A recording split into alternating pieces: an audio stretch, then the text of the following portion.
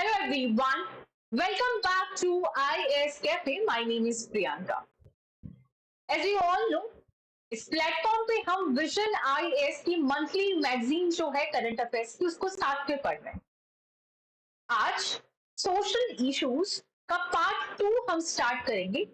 इससे पहले के सारे टॉपिक्स हम कवर कर चुके हैं। आप प्लीज हमारे चैनल पे जाके पहले की वीडियोस को चेक कर सकते हैं।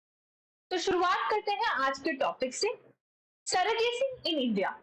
बेसिकली यहाँ पे हमने ड्रॉप कर दिया था लास्ट वीडियो बिकॉज इसमें मुझे लगा कि आपको थोड़ा सा बेसिक समझाने की जरूरत पड़ेगी, तब आपको ये चीज समझ आएगा। देखो, जब भी हम बात करते हैं सरोगेसी की, यानी हम बात कर रहे हैं बच्चा पैदा करने की, यानी कि हम बात कर रहे हैं रिप्रोडक्शन सिस्टम के बारे में। That means we have one female और हमारे पास एक होता है मेल। ठीक है, तो एक आपके पास फीमेल है और एक मेल है। So every living organism is composed of various types of cell. ये तो आपको पता है, सेल पे तो क्वेश्चन भी आया हुआ है, प्लांट और एनिमल सेल पे, है ना। तो यानी कि आपके पास सबसे बेसिक जो यूनिट होती है ऑर्गेनिज्म में वो सेल होती है। सेल के बाद जो बनता है वो टिश्यू होता है, फिर आपके पास ऑर्गन्स बनते हैं और ऑर्गन सिस्टम बनता है। So why I am telling you this, वो इसलिए कि चाहे फीमेल हो या फिर मेल हो, दोनों के पास रिप्रोडक्टिव सिस्टम होता है। तो हमारे पास एक तरफ होता है फीमेल रिप्रोडक्टिव सिस्टम और दूसरी तरफ है male reproductive system, right. So when I talk about a female reproductive system, ये कुछ इस तरह से होता है। यहाँ पे है आपके पास यूट्रस, यहाँ पे आपके पास ओवरीज होती है and this is the vaginal area, जहां से जो स्पर्म है वो एंट्री लेता है और ये स्पर्म जो है किसके साथ मिलता है, एग के साथ मिलता है और ये मिलके आपके पास जाइगोट बनाते हैं। ये मिलके आपके पास क्या बनाते हैं, जाइगोट। और ये जो जाइगोट है आगे जाके बेबी का फॉर्मेशन करता है या फिर फीचर्स का फॉर्मेशन करता है। ये चीज क्लियर है।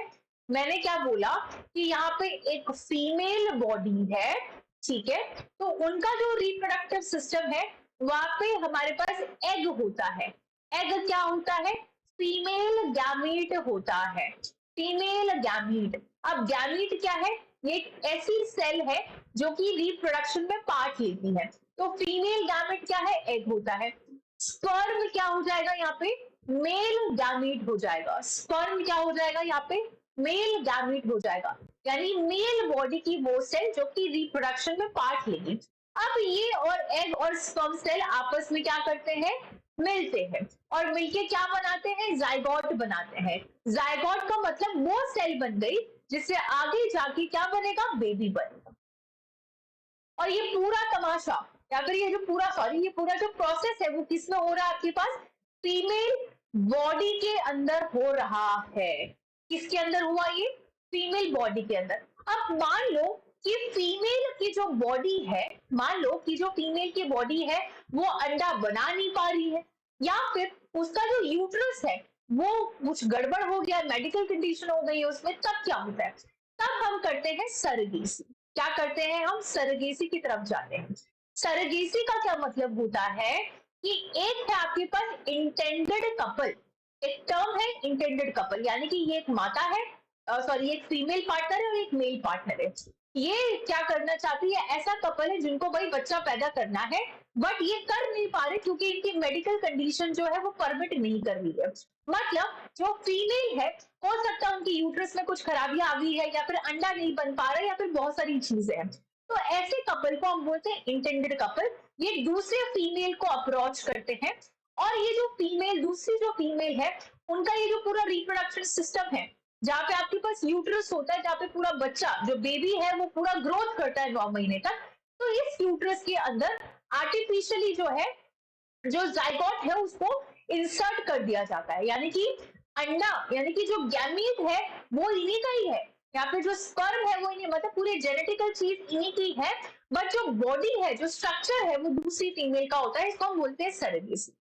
क्या बोला यहाँ पे, सरोगेसी। तो ये तो हमने एक लोकल लैंग्वेज में समझ लिया सरोगेसी क्या होता है। अब इसको समझते हैं थोड़ा सा टेक्निकल टर्म्स के अंदर और ये न्यूज में क्यों आया है ये हम यहाँ पे देख लेते हैं। क्लियर है? तो पहली बात, ये रूल न्यूज में इसलिए आया है क्योंकि अभी अभी 2023 में सुप्रीम कोर्ट ने एक बहुत इंपॉर्टेंट चीज बोली। अरुण उज्जवल वर्सेस यूनियन ऑफ इंडिया का जो केस हुआ था उसमें पहली बार ऐसा देखा गया, सुप्रीम कोर्ट ने सरेगेसी रेगुलेशन रूल 2022 में अमेंडमेंट जो हुए थे उनको स्ट्रक डाउन कर दिया और यहाँ पे जो वुमेन है उसके राइट को प्रोटेक्ट किया। कैसे, इसको समझते हैं। पहली बात तो आप इसको समझो कि सरेगेसी क्या होती है।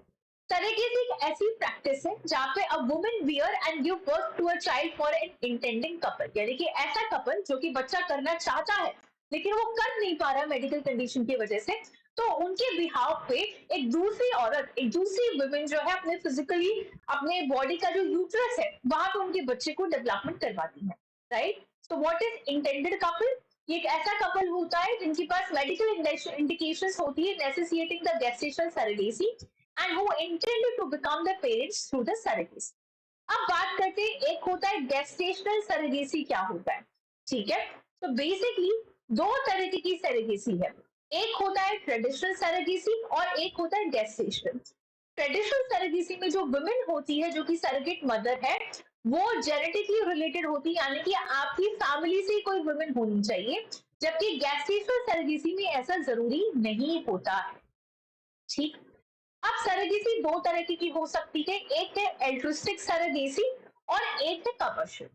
एल्ट्रुस्टिक सरेगेसी के अंदर आपको मॉनिटरिंग यानी कि पैसे की मदद नहीं मिलती है, सिर्फ आपके जो मेडिकल के खर्चे हैं या फिर जो इंश्योरेंस कवरेज है वो आपको दिया जाता है। कमर्शियल सरेगेसी से आप उसको बिजनेस की तरह कर रहे हो कि भाई मैं तैयार हूं आपके बच्चे को अपने कोख में लेने के लिए, मुझे इतने पैसे दे दो, उस तरह से वो कमर्शियली जो कि अभी बैन हो चुका है। तो सरकार ने भारत में जो फॉरेन नेशनल्स है उनके लिए सरेगेसी बैन कर दी गई थी 2015 में। तो जब ये आपके समझ में आ गया है सरेगेसी क्या होती है तो आप यहाँ पे समझते हैं।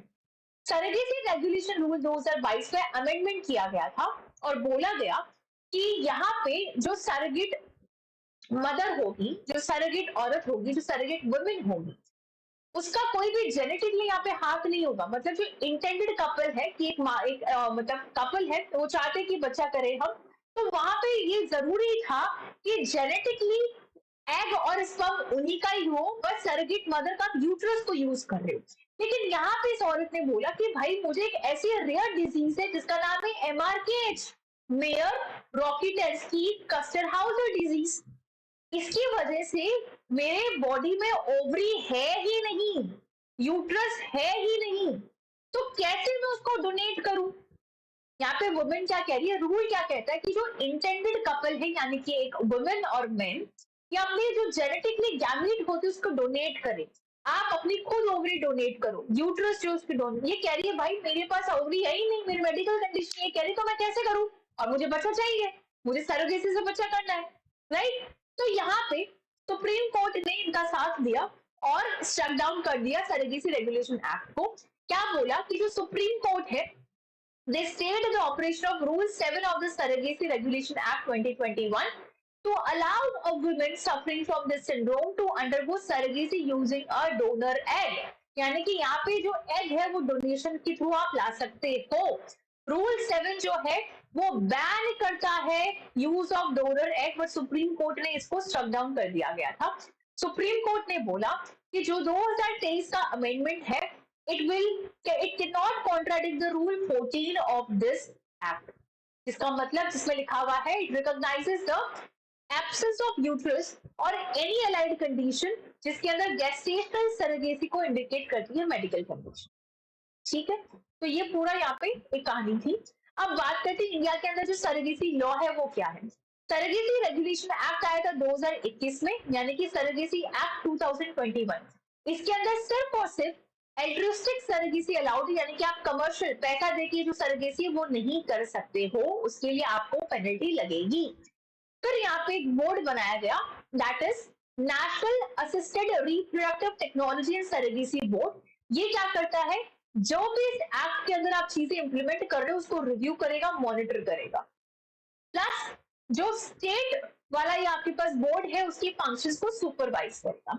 अब आप बोलोगे कि कोई भी आके बोल देगा मैं सरोगेट मदर बनने के लिए तैयार हूं, नहीं, उसकी कंडीशन है। पहला एक वुमेन वो मैरिड होनी चाहिए और उनका खुद का एक बच्चा होना चाहिए और उम्र 25 से 35 वर्ष की होनी चाहिए। I repeat, there are conditions to become the surrogate mother. पहली कंडीशन क्या है कि आपकी उम्र जो है 25 से 35 साल के बीच में होनी चाहिए और आपका खुद का एक बच्चा होना चाहिए और आप शादीशुदा होना चाहिए। दूसरा, आप पूरे जीवन में सिर्फ एक बार सरोगेसी कर सकते हो। And third, process of certificate of medical and psychological fitness जो है वो भी आपके पास जरूरी है। अब जो कपल है, जो कि इंटेंडेड कपल है, उनके क्या क्राइटेरिया है? पहली बात, उनकी शादी को कम से कम 5 साल हो गए हो। जो वाइफ है उनकी उम्र 25 से 50 वर्ष के बीच में हो। हस्बैंड की उम्र 26 से 55 वर्ष के बीच में होनी चाहिए। कपल जो है must have any living child, यानी कि कोई उनका एक बच्चा होना चाहिए, बायोलॉजिकली अडॉप्टेड या फिर surrogate. They have a essential certificate for doing that. Now अब बात करते हैं हम नेक्स्ट चीज की, यानी कि असिस्टेड रिप्रोडक्टिव टेक्नोलॉजी। ये इसी के अंदर आता है, यानी कि it aims to regulate and supervise ART clinics in banks. Actually इसी के अंदर है, तो आप उसको कनेक्ट करके पढ़ सकते हो। So this was about a recent जो सुप्रीम कोर्ट का जजमेंट था। अब बात करते हैं न्यूज एंड शॉर्ट्स के कुछ टॉपिक। एक है आपके पास जल दिवाली। तो यहाँ पे मिनिस्ट्री ऑफ हाउसिंग और जो अर्बन अफेयर्स है उन्होंने लॉन्च किया जल Diwali women for water, water for women campaign. यानी कि विमेन फॉर वाटर, औरतों के लिए पानी और पानी के लिए जो विमेन का कैंपेन है। किसके लिए लॉन्च किया? आपके पास एक मिशन था, Amrit mission, in partnership with the national urban livelihood mission. इसी के अंदर इसको लॉन्च किया गया, that is women for water, water for women campaign. अब ये मिशन क्या था थोड़ी देर में देखेंगे। इसके अंदर हम एक इंसाइट दे रहे हैं into the water quality testing protocols. अब यहाँ पे वुमेन का रोल कैसा आया? बेसिकली मोस्टली जनरली यहाँ पे वुमेन का रिस्पॉन्सिबिलिटी होता है collecting and managing the water domestic purposes के लिए, यानी कि खाना बनाने के लिए। तो यहाँ पे इंश्योर करेंगे कि हाइजीन और सैनिटरी कंडीशन प्रॉपर बनी रहे। ठीक है, अब बात करते हैं next, gender discrimination in the judicial process. इसके अंदर क्या बात करी गई है कि recently London school of economics जो है उन्होंने बोला कि विमेन के अगेंस्ट बहुत ज्यादा डिस्क्रिमिनेशन देखा जाता है पुलिस या फिर जुडिशियल प्रोसेसेस के अंदर। मान लो कि एक आदमी एफआईआर लिखवा रहा है और एक औरत एफआईआर लिखवा रही है, तो जब एक वुमेन औरत जो एफआईआर लिखवाने जाती है तो वो या तो लिखते नहीं है, ग्रांटेड ले लेते हैं या फिर थोड़ा लेट करते हैं। तो बेसिकली यहाँ पे बोला गया what is the key highlight of this, reduce burden for the men. वो men who file cases on behalf of female, वहां पे आपके पास बर्डन कम दिखेगा। लेकिन अगर वुमेन कंप्लेनेंट है तो उनके जो केसेस है जो थोड़ा सा लेट दर्ज किए जाते हैं, यहाँ पे एक नोशन बताया जा रहा है कि किस हिसाब से डिस्क्रिमिनेशन जो होता है। Then transgender in the sport, very very very important. अभी क्या हुआ, इंटरनेशनल क्रिकेट काउंसिल जो है उन्होंने ट्रांसजेंडर प्लेयर्स को बैन कर दिया कि आप इंटरनेशनल वुमेन क्रिकेट टीम में नहीं खेल सकते हो। अब आप बोलोगे ये तो ट्रांसजेंडर के साथ आप पार्शलिटी कर रहे हो, ये कैसे हो गया? देखो, यहाँ पे बहुत सारी चीजें सोचनी होती है। जैसे कि पहली चीज है, अगर हम बात करते हैं debate around the transgender in the sport, तो सबसे पहला point it centre around the balance of inclusion, supporting the fairness and safety in the women's sports. Physiological differences established during the puberty can create significant performance advantage. हम बात करें तो transgender में, with all due respect, ठीक है, यहाँ पे point of view जो लिखा वो मैं आपको बताने की कोशिश कर रही हूँ कि कोई ट्रांसजेंडर है तो उसके अंदर की जो फीलिंग्स है वो वुमेन की हो सकती है, या फिर उनका उन्होंने सर्जरी भी करवा ली, जो भी उन्होंने करवा लिया, बट जो फिजिकल पावर है उनका वो मेन वाला हो सकता है, like capacity, right, physical power. तो यहाँ पे पार्शलिटी हो जाएगा उनके परफॉर्मेंस में एडवांटेजेस हो जाएंगे। तो ये यहाँ पे आपके पास वुमेन सेफ्टी को भी खतरा हो सकता है। तो बहुत सारे रीजंस है जिसकी वजह से यहाँ पे डिस्कशन चल रही कि लिए जाना चाहिए या नहीं लिया जाना चाहिए। ठीक है, now next is about the healthy ageing. ये बहुत ही थियोरेटिकल चीज है, इसको आप खुद देखेंगे। नेक्स्ट टॉपिक यहाँ पे हम बात करते हैं जो कि काम का है आपके लिए साथी। मिनिस्ट्री ऑफ एजुकेशन जो है उन्होंने जितने भी स्टेट से उनको बोला that you should encourage the use of online coaching platform that is Saathi. Saathi की फुल फॉर्म है self assessment test and help for the entrance examinations. ये एक ऐसा इनिशिएटिव है जो कि मिनिस्ट्री ऑफ एजुकेशन ने उठाया था in association with the IIT Kanpur. ये एक ओपन लर्निंग असेसमेंट प्लेटफॉर्म है, इसमें आर्टिफिशियल इंटेलिजेंस का यूज किया गया है to interact with the students, right. Social media consumer behaviour, चलो यही थे इसमें इंपॉर्टेंट टॉपिक्स, बाकी सब मेंस पॉइंट ऑफ व्यू से ओपिनियन स्टिक है, एथिकल क्वेश्चन से प्रीलिम्स में ज्यादा आपके पास काम नहीं आएगा। तो यहाँ पे हम सोशल इश्यूज के साथ खत्म करते हैं। अब हमारा जो नेक्स्ट वीडियो होगा वो साइंस एंड टेक्नोलॉजी के ऊपर होगा, और फिर बचता है आपके पास आर्ट एंड कल्चर और एथिक्स, और यहाँ पे नवंबर की मैगजीन हम खत्म कर देंगे। कल में आपकी नवंबर की मैगजीन जो है खत्म हो जाएगी, फिर हम स्टार्ट करेंगे अक्टूबर की मैगजीन, उसको हम 10-11 तारीख तक खत्म करेंगे, ताकि जो अब नेक्स्ट दिसंबर की आने वाली है उसको भी हम डिले नहीं करें। तो यहीं पे है, हम आज का वीडियो खत्म करते हैं। सपोर्ट करते रहे, सब्सक्राइब करते रहे, लाइक एंड शेयर करते रहे। एक साथ मिलके पढ़ेंगे तो नींद नहीं आएगी, बोर्ड नहीं होंगे, और साथ में प्रीलिम्स निकालेंगे। जितने भी आप लोग बच्चे हैं, आप सभी लोग साथ में प्रीलिम्स निकालेंगे, ठीक है। Thank you so much, please like and share, subscribe.